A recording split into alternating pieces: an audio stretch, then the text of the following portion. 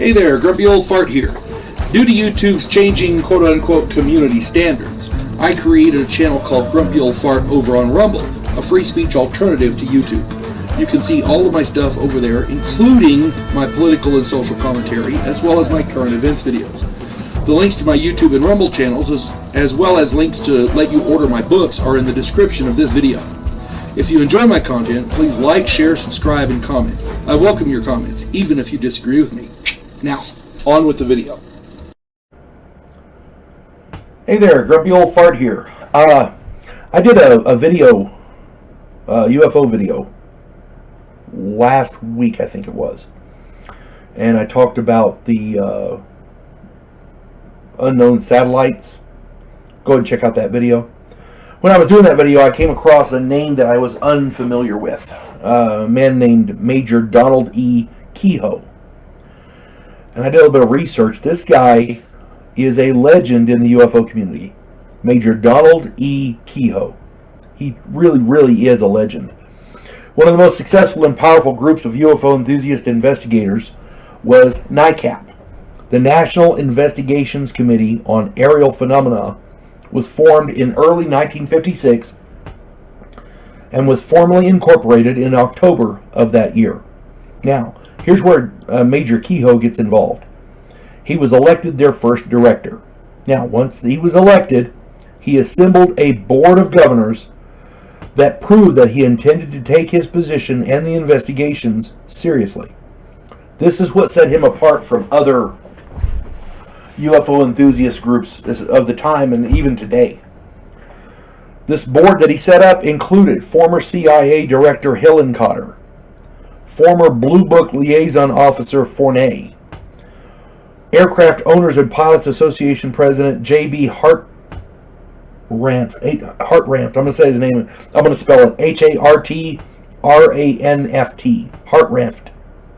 I don't know how you pronounce that, but he was a very well-respected individual, and everybody deserved to have their name said right. Another member was the Canadian Department of Transport engineer Wilbert B. Smith.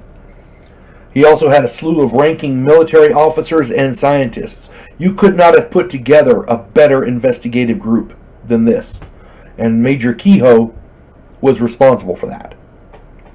Keyhoe sought public congressional hearings on the subject of UFOs. Unfortunately, those hearings never happened. Keyhoe was invited to a number of television programs related to the UFO issue. On one occasion, in a live broadcast from a television studio, Keyhoe tried to make a public statement on air regarding UFOs being, quote, real machines under intelligent control. However, before he completed the very first sentence of his lengthy statement, his microphone was turned off, so nobody heard it. This was an obvious move to censor him and any talk about UFOs. This was back in the 50s, so keep that in mind. Major Keyhoe wrote a number of books on the subject of UFOs, including Aliens from Space and the Flying Saucer Conspiracy. Major Keyhoe was the first UFO investigator with serious clout and connections who was taken seriously by government and military officials.